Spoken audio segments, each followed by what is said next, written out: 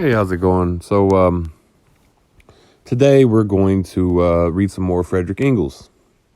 This is from The Origins of the Family, Private Property, and the State. We read the preface, so we're going to read Stages of Prehistoric Culture. This first section here, and the second section is barbarism.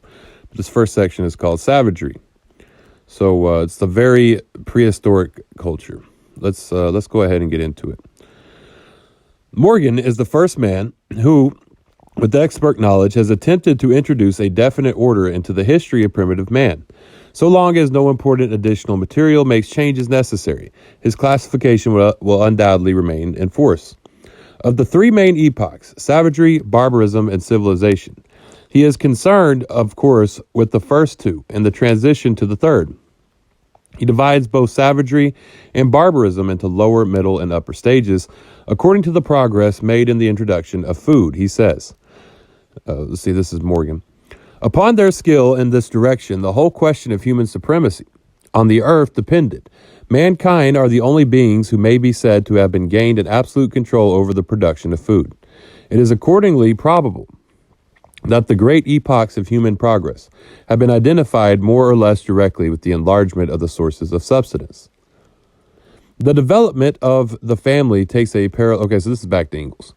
The development of the family takes a parallel course, but here the periods have not such striking marks of differentiation. Okay, so the first section here is 1, savagery. A, lower stage. Childhood of the human race. Man still lived in his original habitat, in tropical or subtropical forests, and was partially at least a tree dweller, for otherwise his survival among huge beasts of prey cannot be explained. Fruit, nuts, and roots served him for food. The development of articulate speech is the main result of this period.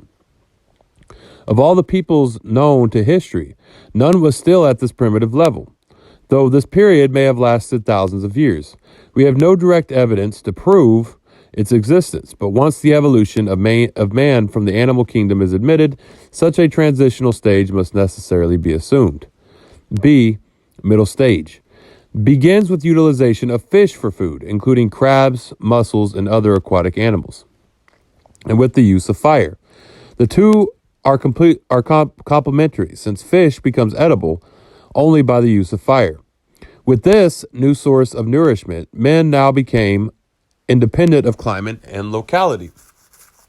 Even as savages, they could, by following the rivers and coasts, spread over most of the earth. Proof of these migrations and the distribution over every continent of the crudely worked, unsharpened flint tools of earlier Stone Age, known as paleoliths, all or most of which date from this period. New environments, ceaseless exercise of his inventive faculty, and the ability to produce fire by friction, led man to discover new kinds of food. Farinaceous roots and tubers, for instance, were baked in hot ashes or in ground ovens. With the invention of the first weapons, club and spear, game could sometimes be added to the fare. But the tribes which figure in books as living entirely, that is exclusively by hunting, never existed in reality. The yield of the hunt was far too precarious.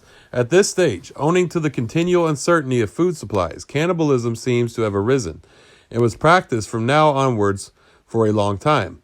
The Australian Aborigines and many of the Polynesians are still in this middle stage of savagery today. C, upper stage. Begins with the invention of the bow and arrow, whereby game became a regular source of food and hunting a normal form of work.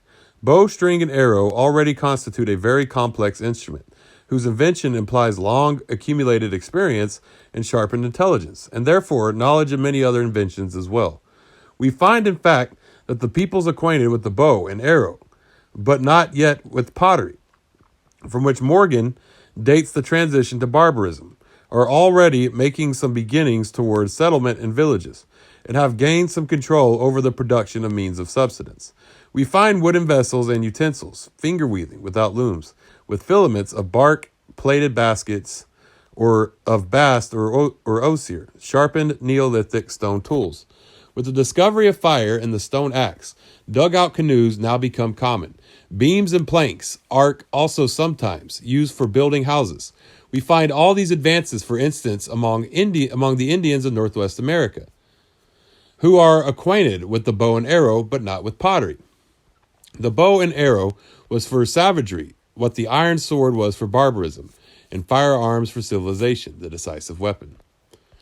Okay, and so next we're going to read barbarism. That was, the first, that was savagery of the stages of prehistoric culture. Next we're going to read, barbarism. We'll get into that next. So yeah, thank y'all for tuning in. Facebook, Twitter, YouTube, TikTok, Tumblr, Medium. All Marxists, follow me there. Y'all have a great day. Do that going.